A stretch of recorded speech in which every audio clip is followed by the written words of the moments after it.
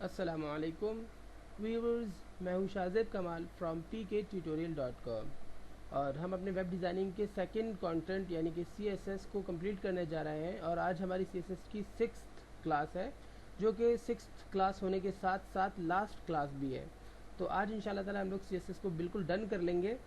तो पहले मैं आपको बता दूं कि आज हमारा टॉपिक क्या होगा। आज का हमारा टॉपिक वही होगा जो प्रीवियस हमारा टॉपिक कंटिन्यू चल रहा था। आज हम उसको भी ख़त्म करेंगे और आगे की कुछ दीगर टॉपिक्स को इंशाल्लाह ताला कोशिश करेंगे कवर करने की।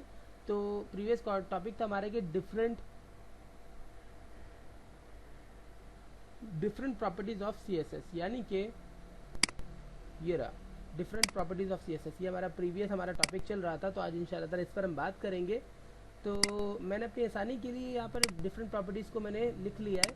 तो ये ज़रूरी नहीं है कि लेटर स्पेसिंग बाद में होगा, वर्ड स्पेसिंग पहले होगा, या फिर वर्ड स्पेसिंग बाद में होना चाहिए था, या टेक्स्ट शेडो सबसे पहले होता है, या कर्सर बाद में होता। तो ये बस ये मेरे ध्यान में आता चला गया और मैं लिखता चला गया।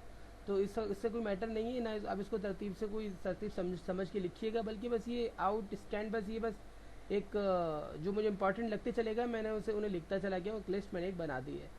तो हम इसी लिस्ट के हिसाब से चलते हैं। कोई मैटर नहीं है कि पहले हम इसको समझें। फिलहाल हम लोग इसी को यानी कि वर्ड स्पेसिंग को समझते हैं। इसके लिए सबसे पहले हम लोगों को जो कि वर्ड स्पेसिंग लेटर स्पेसिंग है, तो अच्छा एक और ऐड कर लेते हैं, लाइन हाइट। सही, जो जहन में आते जा रहे हैं मैं उन्हें लिखवाता जा रहा हूँ ना।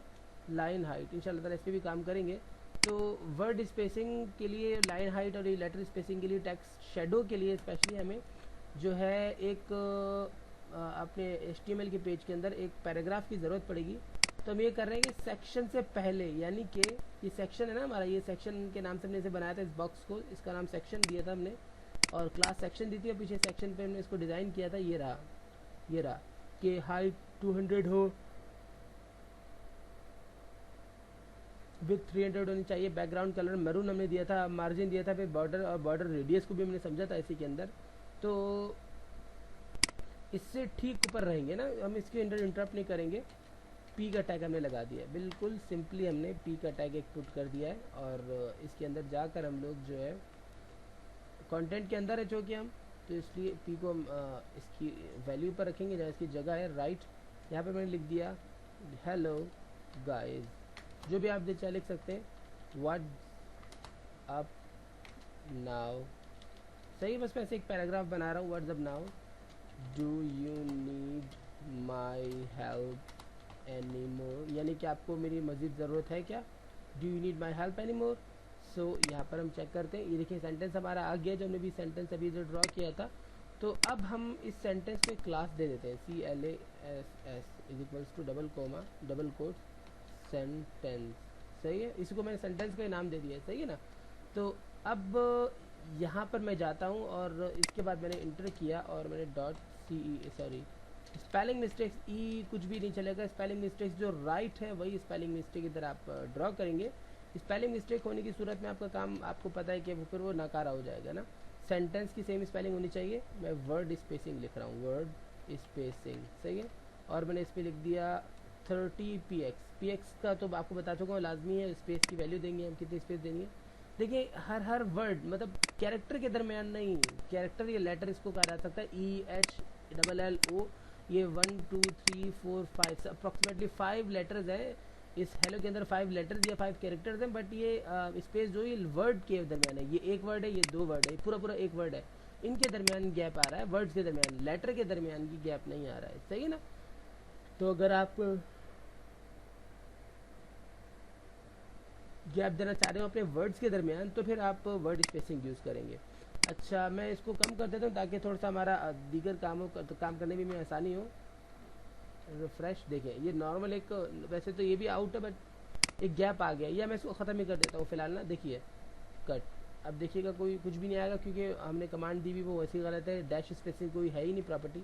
मैं लेटर ऐड कर रहा हूँ उधर, लेटर स्पेसिंग में क्या होता है, देखिए हर वर्ड के साथ स्पेस आ रहा है, हर वर्ड के साथ। इधर ये आपको पता होना चाहिए कि ये जो है पहले जीरो के साथ एक स्पेस आया, उसके बाद इधर एक स्पेस था ना, स्पेस जो ऑलरेडी स्पेस खाली स्पेस था, यानी कि हमने हेलो के बाद एक स्पेस दिया था, स्पेस का बटन स्पेस बार दबाकर, तो वो भी 10 px ले गया है। सही है ना। और हर कैरेक्टर के बाद 10 px का स्पेस आ रहा है।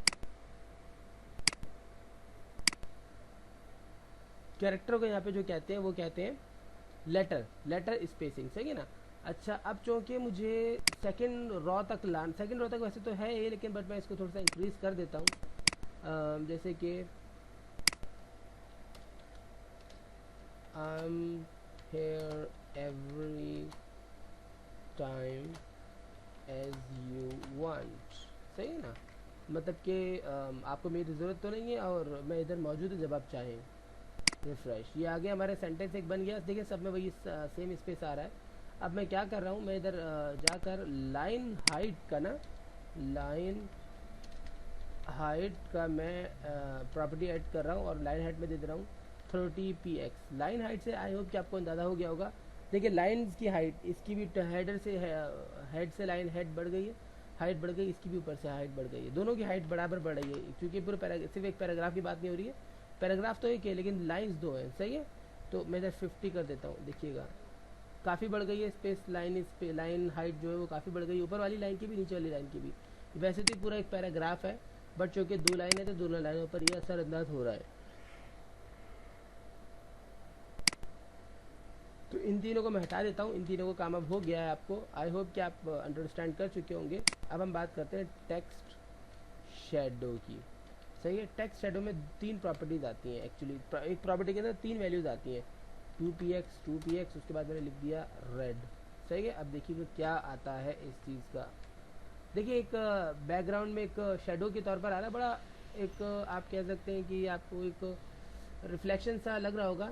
अच्छा, ये 2px जो है ये है साइज, जैसे कि मैं इधर 5px करता हूँ मिसाल के तौर पर, 5px ना 5। अब मैं दोनों को चेंज कर देता हूँ ताकि आपको अंदाज़ा हो जाए। देखिए ये एक आ गया आपका डिस्टिनेशन बढ़ा दिया इसने, एक ने डिस्टिनेशन बढ़ा दिया, एक ने आपका वेट बढ़ा दिया।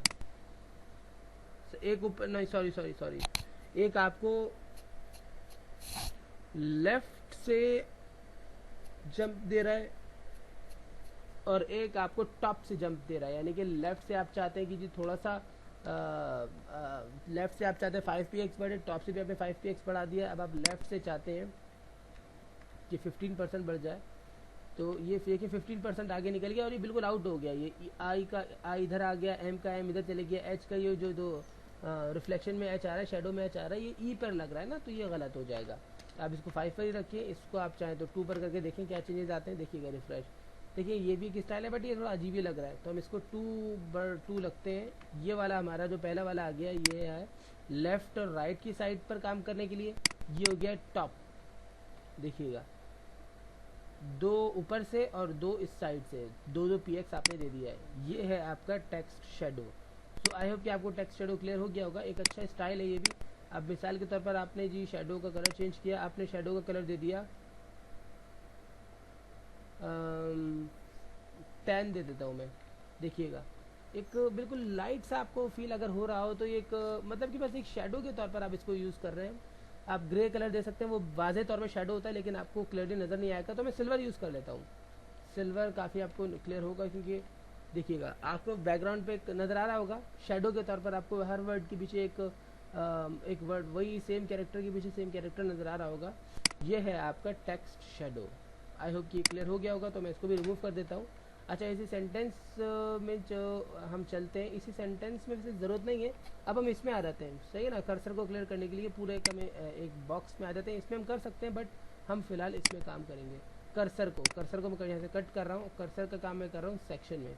आप इसको लिखते चले जाए ना, जो आप ये height with background colour margin की जो मैंने बताया था आपको, टॉप लेफ्ट कर सकते हैं आप, और प्रीवियस क्लासेस में आपको मिल जाएगा। बॉर्डर की भी मैंने टॉप, उसके बाद बकायदा विद वगैरह मैंने लगवा दिया था, वो सब आपको प्रीवियस क्लासेस में मिल जाएगा। उन सबको एक जगह लिस्ट बना ले और हेडिंग डाल देंगे इसके प्रॉपर्टीज़ ऑफ CSS। इस तरीके से आप सिलेक्टर्स ऑफ CSS वगैरह वगैरह आप बनाकर आप काम अपना कर सकते हैं, ताकि आपके पास ये महफूज हो जाएगा ना हमेशा के लिए।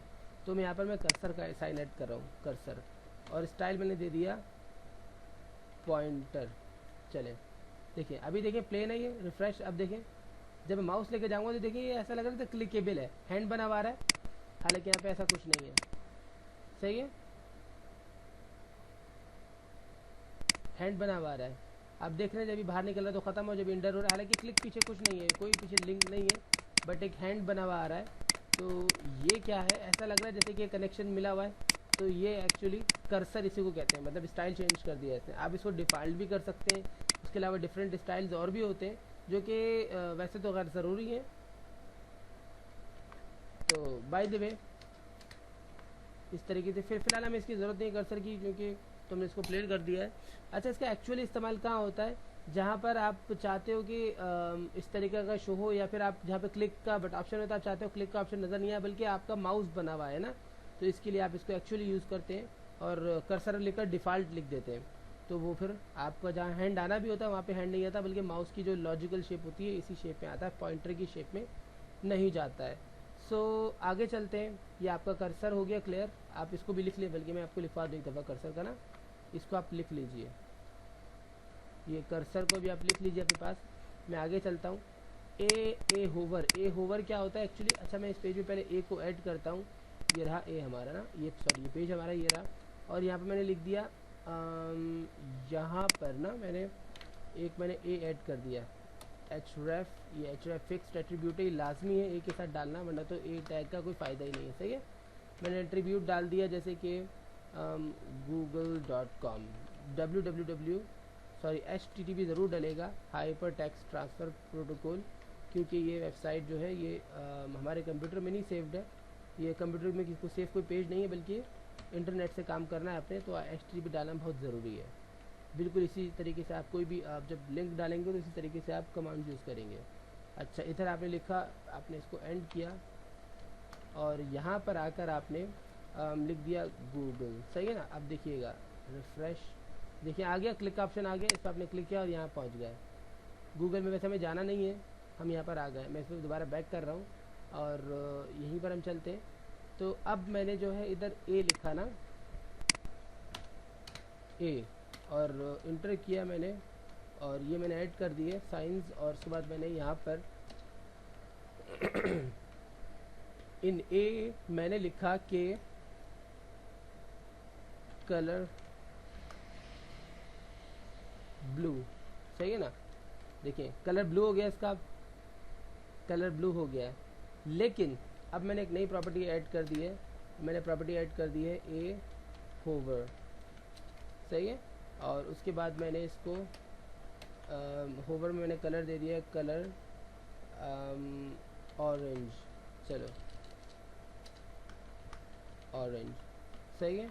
अब देखिएगा रिफ़्रेश। अच्छा देखिए, अब ये जब सिलेक्शन पे जा रहा है तो ये कलर देखिए चेंज कर रहा है, ऑरेंज कलर में जा रहा है। तो होवर की बड़ी वैल्यू होती है, आप इसको भी होवर दे सकते हो ना, इसको भी आप होवर दे सकते हैं। जैसे कि मैंने सेंटेंस लिया, मैंने लिखा dot sentence, sorry spelling mistake नहीं चलेगी, सेंटेंस, उसके बाद मैंने यू डाला और होवर लिख दिया, होवर। सही है, और मैंने यहाँ पर और मैंने बैकग्राउंड कलर दिया। सही है, और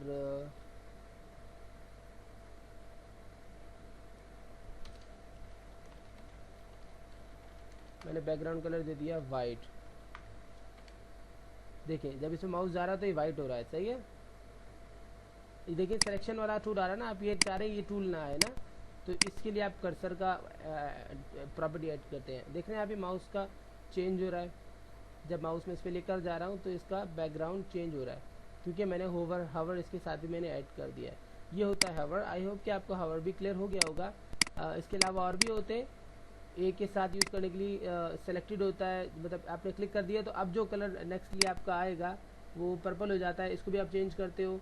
उसके अलावा विजिट को भी आप चेंज करते हो, लेकिन जो बुनियादी होते हैं वो अब बुनियादी जो होता है वो आपका हवर ही होता है। सही है, अच्छा आगे चलते हैं, इसको मैं रिमूव कर देता हूँ। अब एक दिलचस्प चीज़ पर चलते हैं हम फिलहाल। पहले मैं इसको क्लियर कर देता हूँ, स्टाइल पोजीशन कट, इसको भी मैं ख़त्म कर रहा हूँ। और चूँकि एक हमारे पास एक पोजीशन दी हुई है हमने, स्टाइल सॉरी यूएल दिया हुआ हमने, पोजीशन मैंने सॉरी इस लिस्ट स्टाइल, ये यूएल या एलआई में अप्लाइड होगा, उसके अलावा इसका कोई काम नहीं है। पोजीशन, सही है ना? पोजीशन मैंने दे दी जैसे कि इन आउटसाइड। सही, अब देखिएगा चेंजेस क्या मेड होते हैं। ये आपकी है यहाँ पर रिफ्रेश। अच्छा जी, इनसाइड, देखिए कुछ आपको चेंजेस नज़र आए होंगे। इनसाइड में थोड़ा अंदर जाके आ गया है, आउटसाइड में थोड़ा सा बाहर जाके आ गया। अच्छा मैं एक काम करता हूँ, इसको यहाँ से उठाकर, ये बिल्कुल ही बाहर चले गया है, इसको मैं यहाँ से उठा लेता हूँ और इसको कट करके अपने कंटेंट के अंदर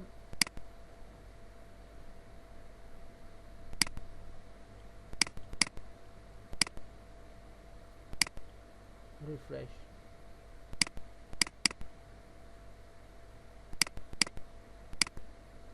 अच्छा सेक्शन,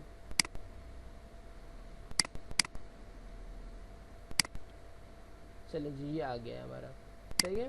तो ये हमारा आ गया है। अब मैं आपको इधर से दिखाता हूँ। देखिए मैं जब मैंने इसको इन पर से इसका और कोई काम नहीं है, पोजीशन का आउटसाइड कर देंगे तो आउटसाइड में आ जाएगा। देखिएगा थोड़ा सा इसको से गौर कीजिएगा, पीछे चले गया, आउटसाइड में बाहर निकल आया है। एक मतलब एक सिचुएशन, एक पोजीशन आगे हो गई है। इनसाइड आउटसाइड एक्चुअली ये होता है जब आप एक नेस्टेड यूएल या एल लगाते हैं। मिसाल के तौर पर ये मिल्क हो गया, या मैं आपको मिसाल के तौर पर क्या मैं आपको रियलिटी में दिखाई देता हूँ। ये रहा हमारा इंडेक्स में, इंडेक्स का पेज हमारा आ गया। इसमें हमारे पास मौजूद है यूएल एक बना हुआ, ये रहा। देखें ये हमारा हो गया इनसाइड, ये हो गया हमारा आउटसाइड। ये इनसाइड है, सॉरी आउटसाइड है।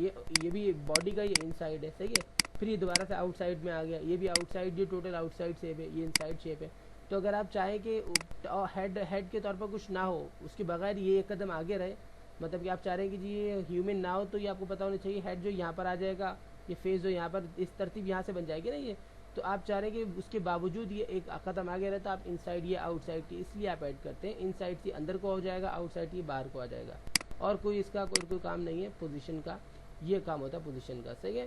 तो अब बात करते हैं टेक्स्ट डेकोरेशन को भी क्लियर कर लेते हैं। Text decoration cut, text decoration actually क्या होता है देखिएगा। इसमें माउस इसको छोड़ देते हैं, बल्कि हम इस पर आ जाते हैं, यानी कि सेंटेंसी के ऊपर आ जाते हैं। सेंटेंस हमने लिखा हुआ था और यहाँ पे मैंने इंटर किया टेक्स्ट, सही है। डी को स्पेलिंग मिस्टेक्स मैं आपको पहले बता चुका हूँ, not allowed on here.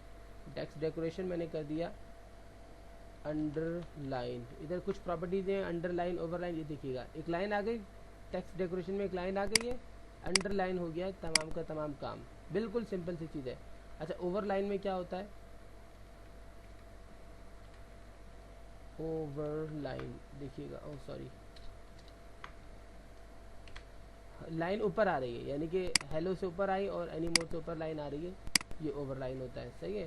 Text decoration आप नॉन कर दें तो फिर ये कुछ भी नहीं आएगा, सिंपल रहेगा।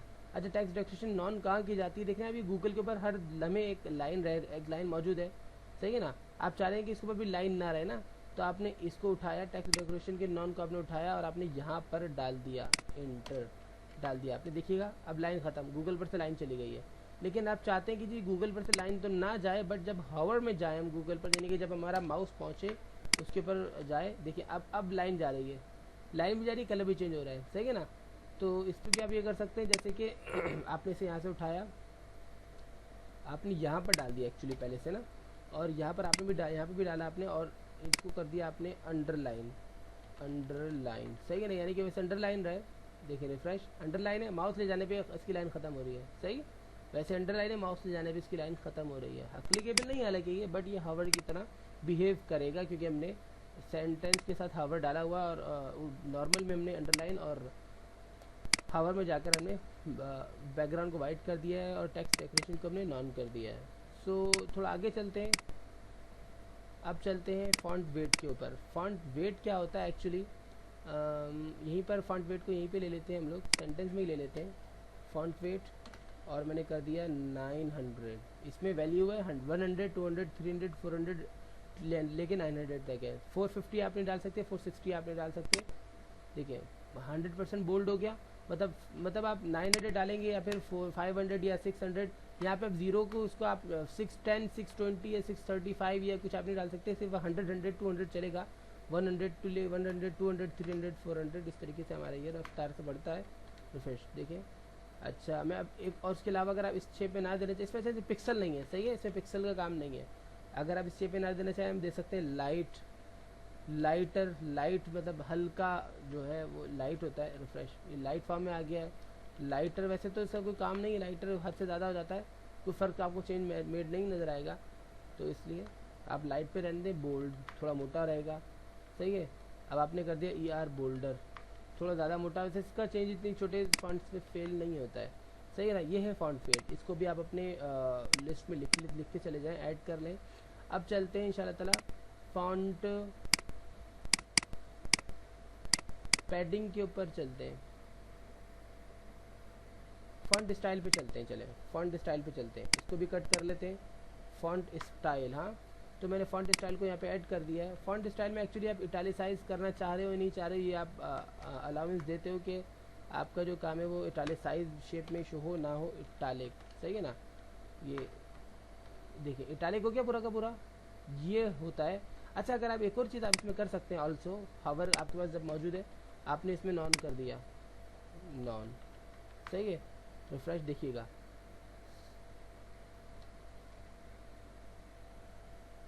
नॉर्मल, सॉरी नॉर्मल, मैं जहन से मेरा निकल गया था।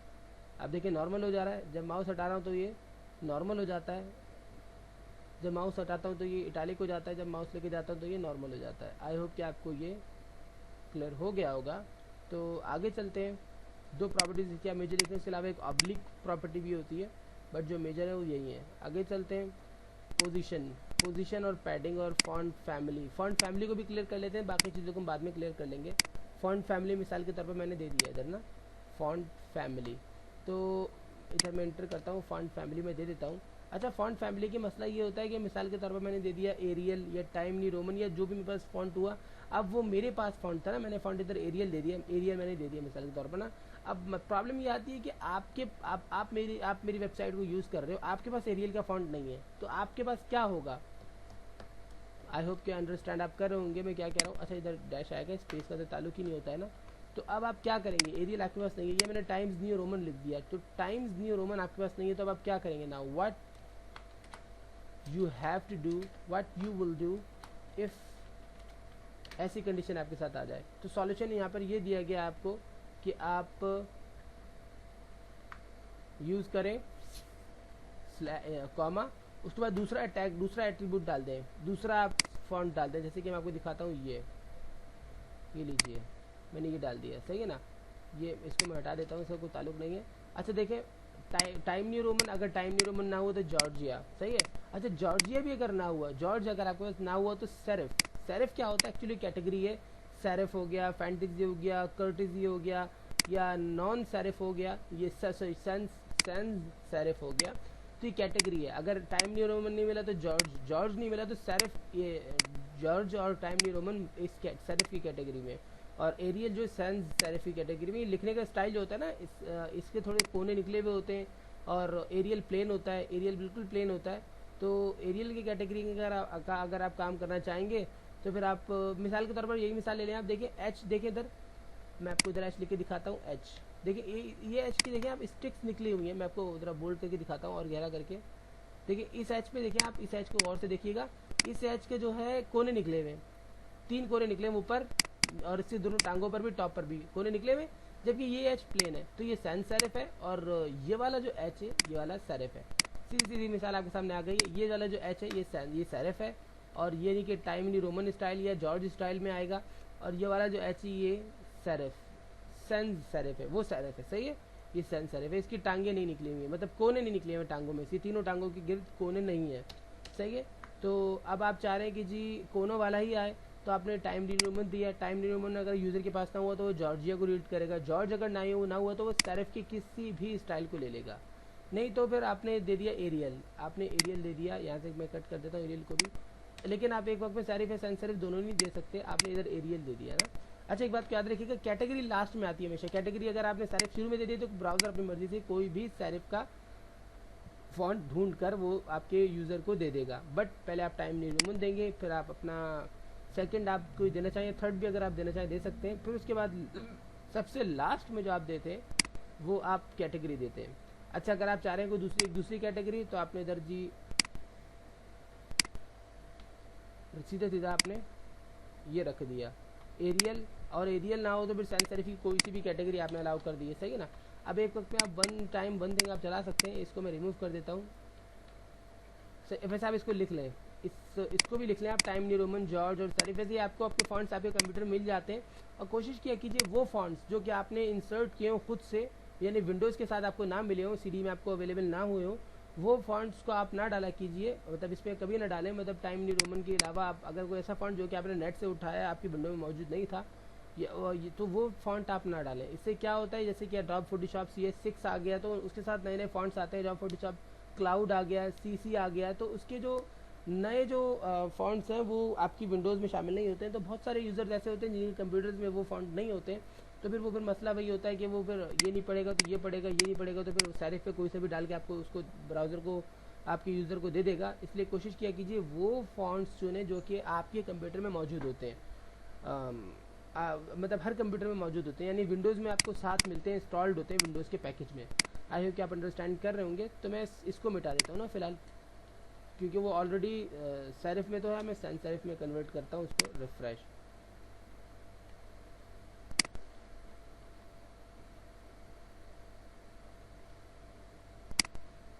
ओह एक्चुअली देखिए इसकी टांगें चली गई, बट जो मैंने मिस्टेक की वो मैंने होवर में कर दिया है। आई होप कि आपको अंडरस्टैंड हो गया होगा हमारी मिस्टेक। मैंने होवर में नहीं करना था, मुझे इसे यहाँ पर अप्लाई करना था। अब देखिएगा रिफ्रेश, देखिए नॉर्मली देखें ऐसा बिल्कुल प्लेन है, इसकी वो टांगें खत्म हो गई है, कॉर्नर इसकी टांगों में जो कोने मुड़े हुए थे वो खत्म हो गया है इसका। अब देखिए बिल्कुल सीधा सीधा है। जैसे इस एच की मिसाल ले लें, अभी बिल्कुल प्लेन प्लेन है ना। अब यहाँ पर अगर मैं इसको हटा देता हूँ कोई, तो सैन सेरिफ की मिसाल ऑटोमेटिकली अप्लाई हो जाती है। सैन सेरिफ ऑटोमेटिकली अप्लाई हो जाता है, सेरिफ सॉरी सेरिफ। देखें अब इसकी सबकी टांगें मुड़ी हुई हैं, सही। और जब मैं इसको स्ट्रेट करता हूँ तभी भी टांगें मुड़ी हुई आ रही है। एच की मिसाल अगर हम रखें तो ये इसकी टांगें मुड़ी हुई आ रही हैं, बट इस फॉर्म में क्या था कि टांगें आपकी स्ट्रेट आ रही थी। सैन सेरिफ में टांगें स्ट्रेट आती हैं, मतलब कोना मुड़ता नहीं है। आई होप कि आपको सैन सेरिफ और सेरिफ का ये फॉन्ट फैमिली का भी टॉपिक क्लियर हो गया होगा। अब आगे चलते हैं। लास्ट हम जो डिस्कस कर रहे हैं वो कर रहे हैं पोजीशन। एक्चुअली पोजीशन क्या होता है, ये एक अनदर टैग है। या फिर एक काम करते हैं, अब जो लास्ट हमारा दो बचे इसको हम नेक्स्ट क्लास में ही दे देते हैं, क्योंकि अब मुझे नहीं लगता कि टाइम मौजूद मज़ीद होगा। तो फिर लास्ट क्लास हम फिर अपनी अगली क्लास यानी कि 8th क्लास को हम लास्ट क्लास कर लेते हैं। इंशाल्लाह ताला नेक्स्ट क्लास हम बात करते हैं मज़ीद जो इस टैग से मुतालिक काम होगा हमारा उस पर।